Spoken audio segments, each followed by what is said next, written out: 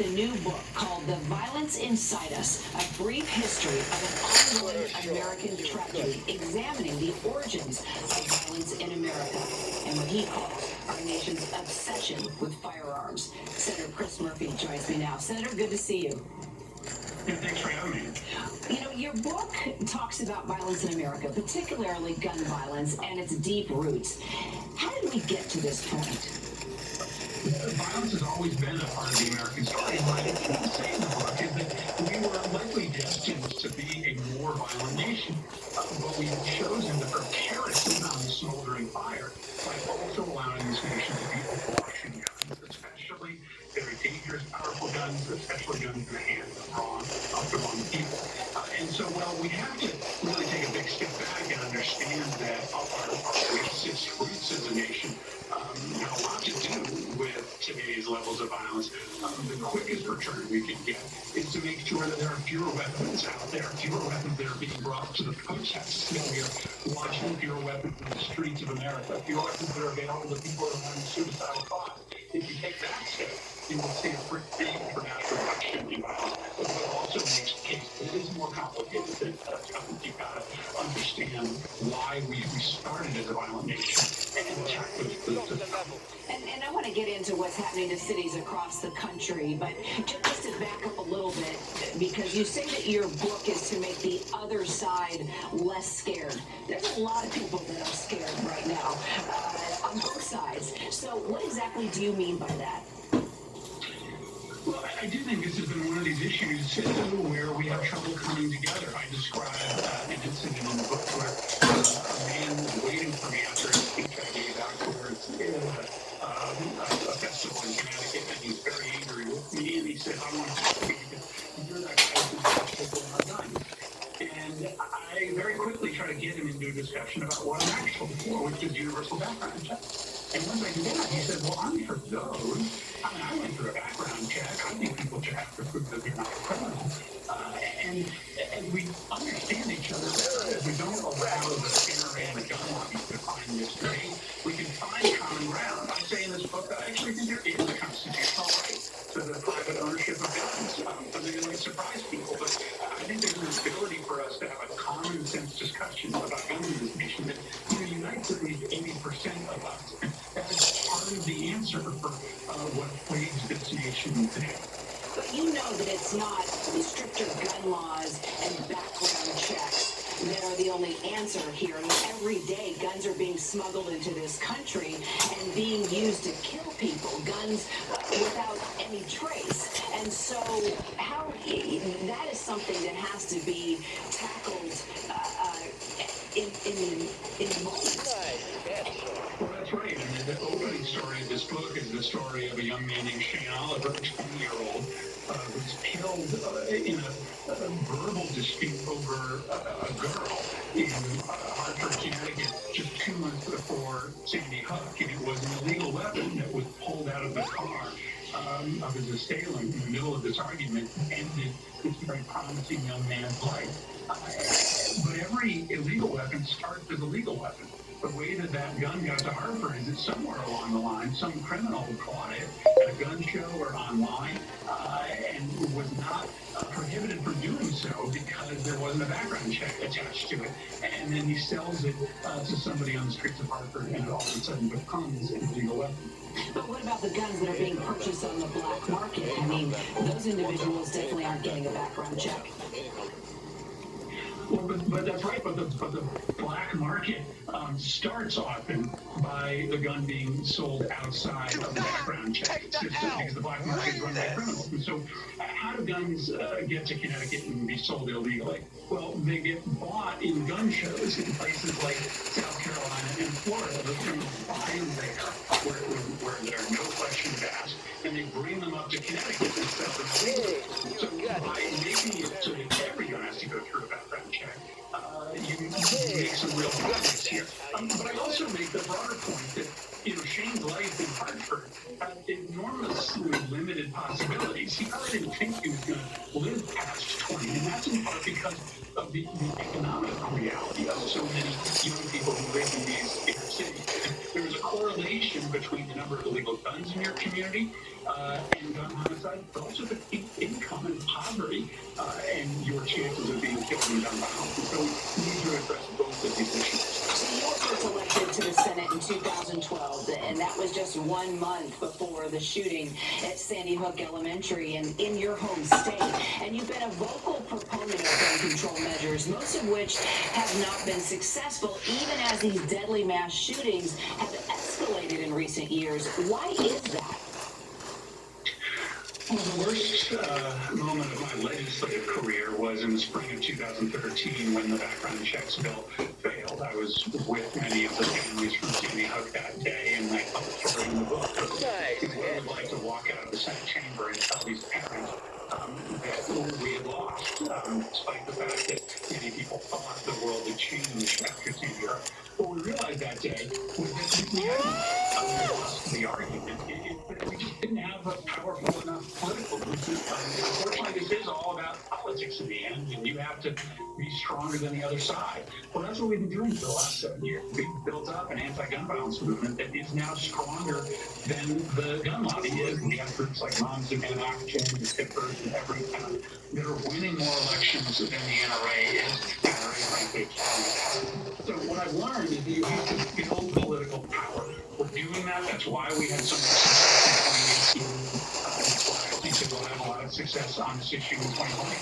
So final question, President Trump and other Republicans really leaned on the law and order theme at the RNC and say that they'll keep the country safer than a Democratic White House. Joe Biden has responded back that the violence we're seeing in this country is happening on President Trump's watch. Do you agree? Well, this is Donald Trump's America. Donald Trump would like to perform this Jedi mind trick in which he makes us forget that he's president. He'd like us to believe that Joe Biden is in the White House. But we are in the situation we are in today with a pandemic that is taking out of control because of this president. We could have taken care of this back in the spring if we had a competent administration. The president is going to Wisconsin today. Is seeking to fan the flames of unrest. He decided that he's better off the more chaotic our streets are. And so he is going to, unfortunately, with no healing, he's only going to exacerbate the situation. But Biden stood yesterday and condemned violence as he commits that offense. Reminded us all that violence in this country was going down during the Obama years. We've seen murders in our city increase by 20% this year under Trump. There's a real contrast. This gun is trash. To think that the America we're watching now is anything other than Donald Trump's America. Senator Chris Murphy, the book is The Violence Inside Us, and it is out now. We appreciate your time so much, Senator. Please stop. Please. I'm begging you, stop. This morning we are hearing about a rising social media star who's shining a little love and cash on those who could really use it the most. And we are shining our social spotlight on her this morning. Our own rising star, Will Gates, is here now with more. Hey, Will. The rising star, hey Will, hey Mona. Yeah, the Venmo challenge on social media began as people asking followers to put a new form of plastic surgery. But when a former I'm gonna get 3 in a row, saw the bro. generosity of people on social media, she decided to Please, ask her bro. followers No, I swear. Don't you dare take my spot, bro. You have been outside? Ah, sorry, Lizzie. on the loose in the Nashville You area. get married. Ah, sorry, I can't say oh. It's almost 5 Let me go check my phone, and then I call you call Lacey me. Burke taking to TikTok to spread some joy. Oh,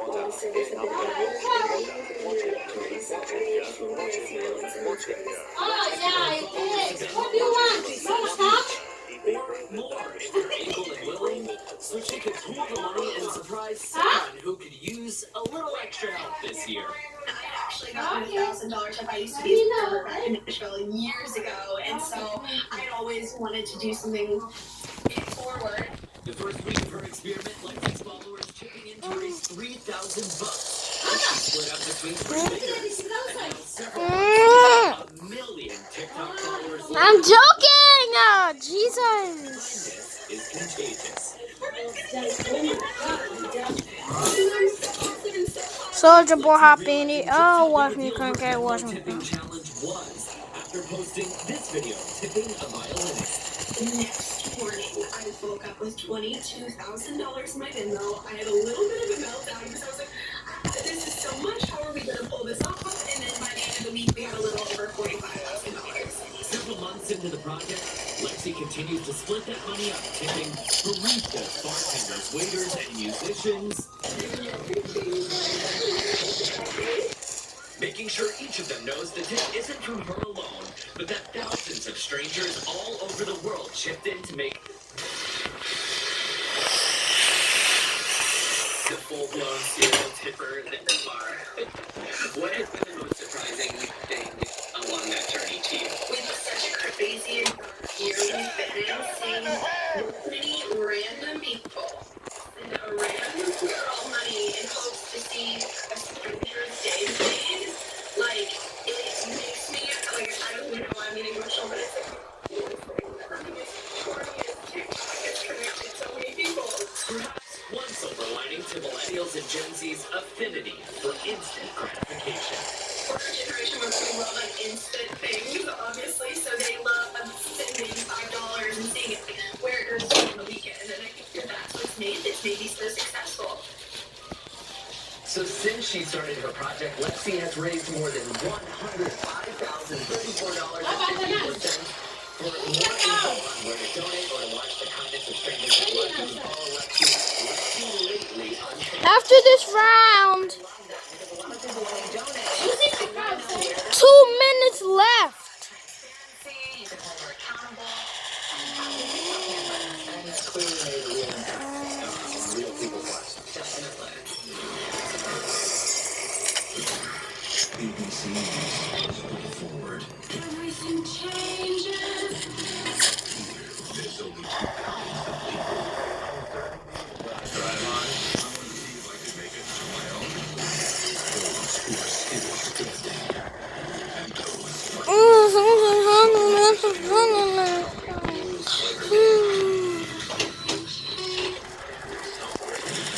season of Life Below Zero. September 7th and 8th on National Geographic. What's the most innovative daily news podcast out there to listen to every day? Well, the Edward R. Murrow Awards say it's Start Here, the daily news podcast. ABC News. Even the New York Times calls us a top news podcast worth listening to. So, if you like getting behind the biggest news stories of the day, inside all the Whoa. the daily news. Couldn't even get her. Let me see your shot. Let me see your shot. Mom! Let me see the color. Come on, I'm recording. I'm recording. Oh, don't embarrass me.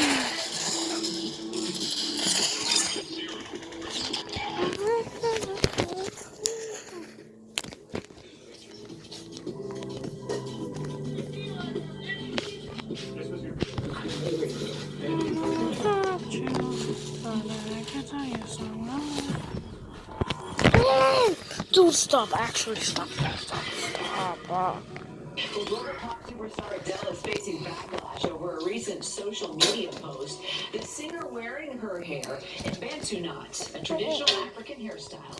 And now the superstar is caught in the crossfire of an argument over cultural appropriation versus appreciation. Our Janae Norman takes a look at that. Adele is at the center of a debate about the line between cultural appreciation and cultural appropriation. The singer sparking controversy over this photo, posting, "Having what would be Notting Hill Carnival, my beloved London," meant to honor the annual festival celebrating British diversity and culture.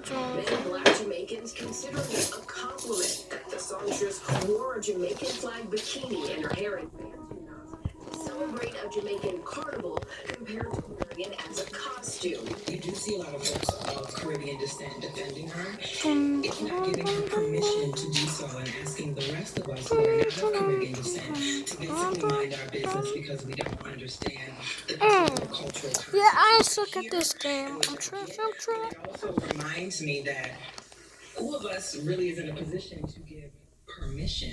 The response wide-ranging across the Black diaspora and highlighting the nuance often neglected and overlooked within the Black experience. Some Black Britons unbothered, like David Lammy, a member of British Parliament, pointing out the festival's tradition of dress-up, adding that Adele grew up in Tottenham, a highly diverse and multicultural neighborhood in London, so she